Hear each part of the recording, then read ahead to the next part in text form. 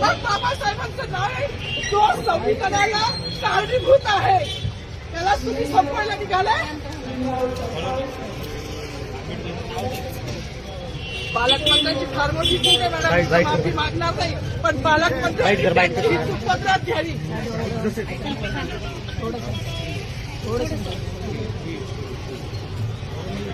मला मीडियाशी घेणं नाही मॅडम, मला सस्पेंड केलं, मी नारूचे गाड्या उपसी, मी माफी काम करीन, पण बाबासाहेबांची ओळख पुसून येणार नाही. मला सस्पेंड करायचं करू शकता मॅडम. बाबासाहेबाला संपवायचं काम करायचं नाही. 26 जानेवारी 15 ऑगस्ट मध्ये मी नाही मानत, पण लोकशाही मॅडम तुम्ही सुद्धा संविधानामुळे आहात, पालकमंत्री सुद्धा पालकमंत्री संविधानामुळे आहे.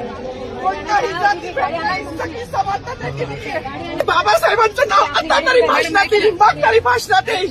ज्या लोक संविधानाला लोकशाहीला कारणीभूत नाही त्यांची नावं वारंवार घेतली गेली, मग जो संविधानाला कारणीभूत आहे तो प्रजासत्ताक दिनाचा जो मालकरी आहे त्याचं नाव भाषणात का नाही.